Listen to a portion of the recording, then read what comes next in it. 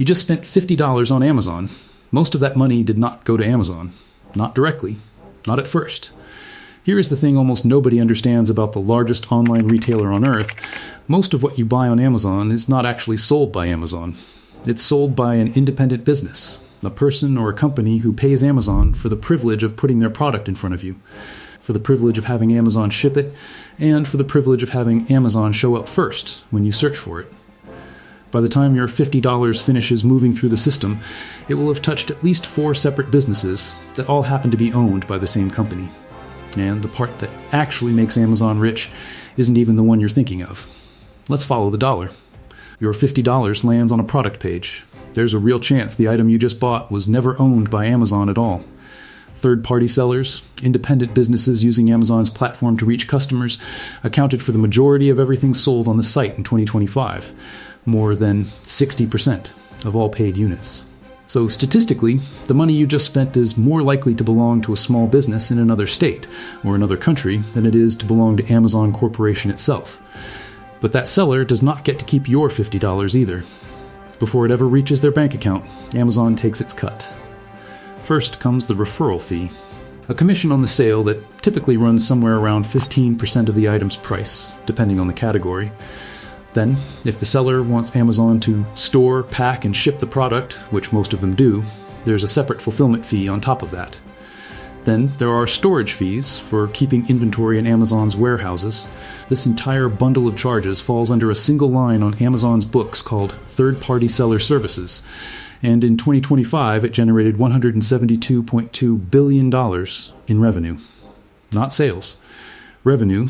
Money Amazon kept, extracted from other people's businesses before a single one of those sellers saw their own profit. Break that $172.2 billion down further and the picture gets sharper. A large portion of it is the fulfillment fee alone, the charge for using Amazon's warehouses and delivery network instead of shipping products themselves. Amazon operates hundreds of fulfillment centers across the country, an infrastructure network that took decades and tens of billions of dollars to build. Sellers could theoretically ship their own orders. Almost none of them do, because Amazon's logistics network is faster and more trusted by customers than anything most individual sellers could build on their own. So the fulfillment fee isn't really optional. It's the price of staying competitive on the platform at all.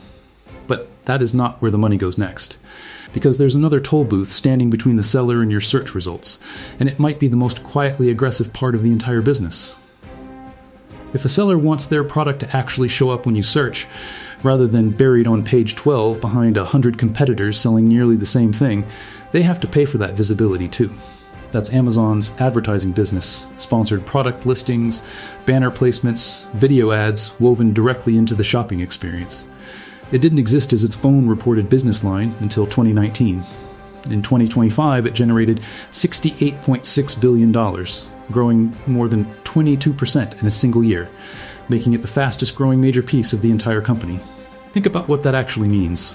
Amazon is charging sellers rent to exist on the platform, a commission to sell on the platform, and now a separate fee just to be seen on the platform.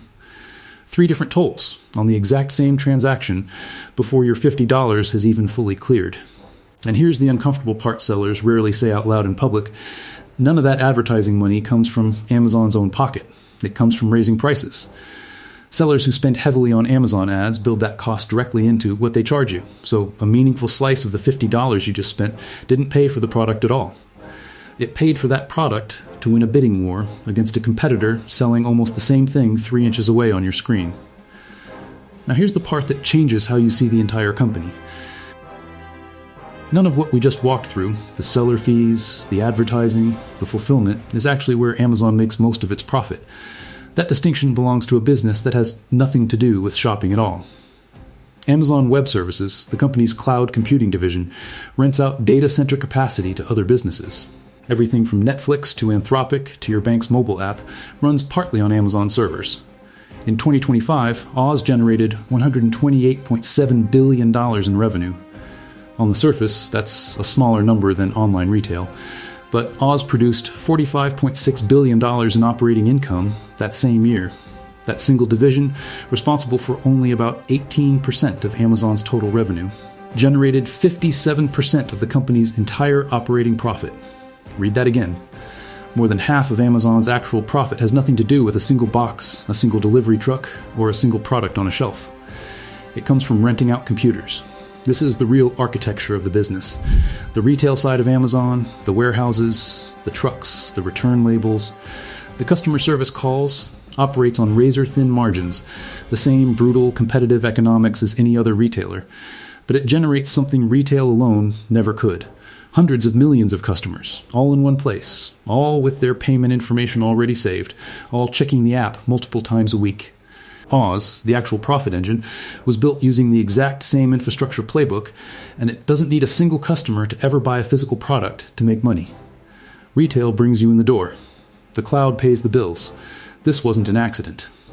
Oz started as internal infrastructure, the computing systems Amazon built to run its own website during the busy holiday season, when traffic could spike far beyond what the rest of the year needed. Rather than let that extra server capacity sit idle for 11 months a year, Amazon started renting it out to other companies. That side project, born out of Amazon's own operational necessity, has grown into a business that now anchors the profitability of the entire corporation. The same instinct that built the world's biggest online store, take spare capacity nobody else was using and turn it into a business, is the exact instinct that built the world's biggest cloud computing company, sitting quietly on top of it. If you want more breakdowns of how the biggest companies on Earth actually make their money, subscribe, and I'm curious. After seeing where Amazon's profit actually comes from, does it still feel accurate to call this an online store? There's a third piece of the machine, and it's the one designed specifically to keep you coming back before you've even decided what to buy next. Amazon Prime, the subscription that gets you free 2-day shipping, streaming video, and a growing list of other perks, generated $6 billion in subscription revenue in 2025. On its own, that number looks almost small compared to the rest of the business. But its actual purpose isn't to be profitable by itself. It's to remove friction. Once you're paying an annual fee for free shipping, every purchase after that feels closer to free, because you've already sunk the cost. Prime members buy more often, buy across more categories, and are far less likely to comparison shop somewhere else. Amazon has said the program now reaches roughly 200 million paying members in the United States alone, and well over 200 million worldwide. During the 4 days of Prime Day in 2025, U.S. shoppers spent $1 billion, a single retail event built entirely around a subscription fee that already made those customers feel like they'd prepaid for the deal. Zoom out to Amazon's geography for a second, because it changes how you should picture this whole system. North America, Amazon's home market, generated $426.3 billion in sales in 2025, a 10% increase year over year. International operations, everything outside the US and Canada, brought in another $161.9 billion, growing even faster at 13%. Add Oblis's $128.7 billion on top, and you get a company running 3 enormous, almost entirely separate machines under one brand name, one login, and one smiling arrow logo. So follow the dollar all the way up now. Your $50 started at a product page. A slice went to the seller's actual cost of goods. A slice went to Amazon as a referral commission. A slice went to Amazon again as a fulfillment fee for storage and shipping. Possibly another slice went to Amazon a third time as an advertising fee baked into the price before you ever saw it. And the entire experience that got you to click buy in the first place, the free shipping, the one-click checkout, the instant trust that the package will actually arrive, was subsidized by a subscription fee you're already paying separately, every single year. 4 different tolls, one purchase. Now zoom out from your $50 to the entire company. Amazon closed 2025 with 716, $9 billion in total net sales, a 12% increase over the year before, making it one of the largest companies on the planet by revenue. Online stores, the products Amazon sells directly, accounted for $269.3 billion of that. Third-party seller services added another $172.2 billion. Advertising added $68.6 billion. Subscriptions added $49.6 billion, and Oz added $128.7 billion. 5 completely different businesses, operating under one login and one shopping cart, each one taking its own cut of a customer relationship that started the moment you created an Amazon account. Operating income for the full year came in at roughly $80 billion, and net income reached $77.7 billion, both record highs. But that Oz number is worth repeating one more time, because it's the single most important fact in this entire story. a cloud computing division most customers never think about, never see, and never directly interact with, generated more than half the profit of the largest e-commerce company in the world. Meanwhile, Amazon spent $131.8 billion on capital expenditures in 2025 alone, the overwhelming majority of it pouring into new data centers and AI infrastructure. That's not a retail company reinvesting in warehouses.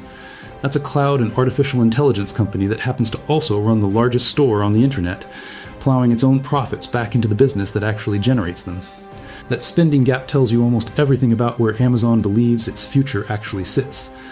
A warehouse is a warehouse. It moves boxes faster, or it doesn't. But a data center is a bet on every company in the world eventually needing more computing power, more storage, and more AI capacity than they can build themselves. Every dollar of retail profit that gets redirected into that build-out is Amazon using its store, the part of the business you actually see and touch, to fund the part of the business that most customers will never once think about. So here's the question worth sitting with the next time you check out on Amazon. What did you actually just pay for? You paid a seller for a product they don't fully control the price of, because Amazon's fees are baked into what they can afford to charge. You paid Amazon a commission for the right to reach you, and possibly an advertising fee for the right to be the one you saw first. You're subsidizing all of it with an annual membership fee that makes the whole system feel frictionless.